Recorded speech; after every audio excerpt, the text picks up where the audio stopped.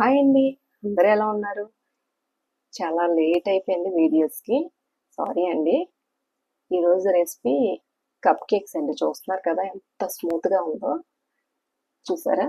సాఫ్ట్‌గా ఉంది. 21 cup cakes వచ్చాయండి. ఫస్ట్ కుక్కరు ప్రీ హీట్ పెట్టుకోవాలండి. వాటర్ వేయకుండా గ్యాస్ కట్టు విజిల్ తీసేసి పెట్టుకోవాలి. సిమ్‌లో పెట్టుకోవాలి. ఇప్పుడు 1 కప్ షుగర్ పౌడర్ తీసుకొని కరెక్ట్‌గా ఎగ్జాక్ట్‌గా తీసుకోవాలండి. దీనికి 2 ఎగ్స్ సరిపోతాయి.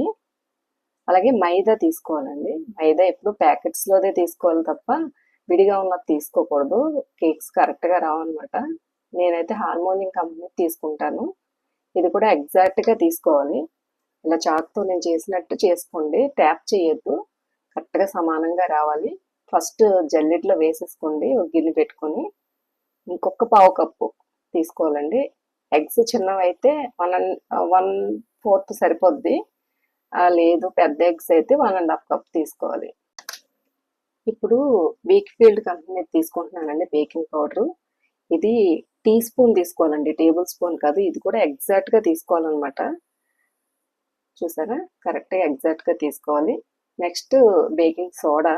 ఇది హాఫ్ టీ స్పూన్ అండి, టేబుల్ స్పూన్ కాదు.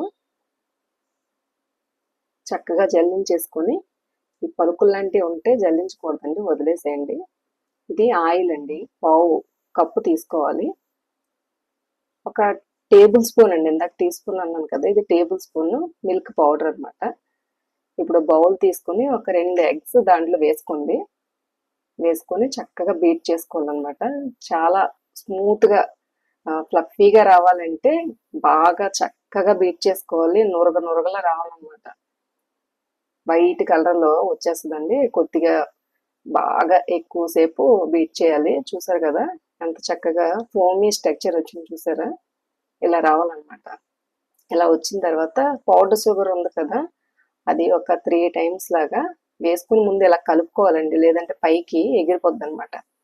చక్కగా 3 సార్లు అలా కొద్ది కొద్దిగా వేసుకుని ఒక్కసారి వేసిస్తే పౌడర్ అంతా ఉండిపోద్ది అనమాట, కిందకి వెళ్ళి కరగదు. అందుకని 3 టైమ్స్లో వేసుకొని చక్కగా కలిసిపోవాలండి. బాగా షుగర్ అంతా మెల్ట్ అయిపోవాలన్నమాట.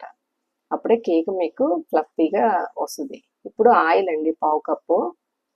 ఇంకొక పావు కప్పు వెన్న తీసుకోవాలండి. ఇందాక క్లిప్ మిస్ అయిపోయింది.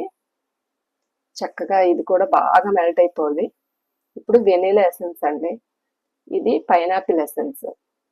మీరు ఎసెన్స్ ఎంత తీసుకోవాలి అంటే మీరు ఆ ఎగ్ స్మెల్ లేకుండా ఉండాలన్నమాట. ఇప్పుడు దీన్ని కూడా బాగా బీట్ చేసుకోండి. ఇప్పుడు మనం జల్లించుకు పెట్టుకున్నాం కదా డ్రై ఇంగ్రీడియంట్స్, కొద్ది కొద్దిగా వేసుకుంటూ ఇందాకలాగే బీట్ చేసుకోవాలి. పాలు హాఫ్ కప్పు తీసుకోవాలండి. ఆ పాలు కూడా వేసుకుంటే మీకు కరెక్ట్గా మెజర్మెంట్కి తగ్గట్టుగా కరెక్ట్గా వస్తుంది అనమాట, లేదంటే గట్టిగా వచ్చేస్తుంది అనమాట. చక్కగా చూసుకొని హాఫ్ కప్పు కరెక్ట్గా సరిపోతాయండి పాలు. హాఫ్ కప్పు వేసేసుకొని చక్కగా దీంతో చేసుకున్నారనుకోండి, బీటర్తో అంటే అవ్వదు. లాస్ట్లో మొత్తం తీసేసి చక్కగా స్పాచులాతో కలిపేసుకోండి. అంతేనండి. చూసారు, రిబ్బన్ కన్సిస్టెన్సీలో వచ్చింది.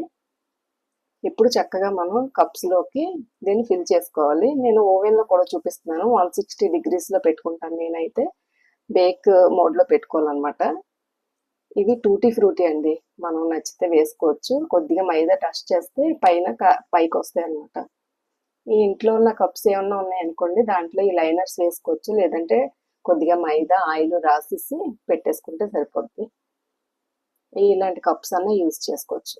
చేత్తో వేస్తే పక్కన పడిపోవడం అలా అవుతుందండి. అందుకని నేను పైపింగ్ బ్యాగ్ ఉంటుంది కదా నా దగ్గర, దాంట్లో వేసుకుని కట్ చేసుకుని దీంట్లో ఫిల్ చేసుకుంటాను. కొద్దిగా వెళ్తుండేలాగా ఫిల్ చేసుకోవాలండి. ఇందాక మనం హీట్ పెట్టుకున్నాం కదా, ఫ్రీ హీట్, దానిలో చక్కగా ఇలా ట్యాప్ చేసి ఎన్ని పడితే అన్ని చక్కగా వేట్ చేసుకోవాలండి. చూసారా?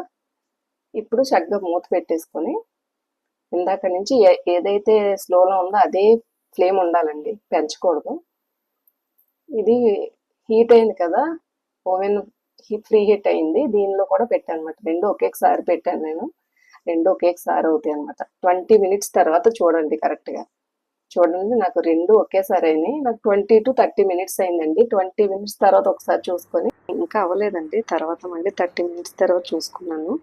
క్రమ్స్లా గట్రా ఉంటే మళ్ళీ ఇంకో 10 మినిట్స్ పెట్టుకుంటే అయిపోద్దండి. అంతేనండి. ఇంగ్రీడియంట్స్ ఇక్కడ ఇచ్చాను, ఫాలో అవ్వండి. సబ్స్క్రైబ్ చేయడం మర్చిపోకండి.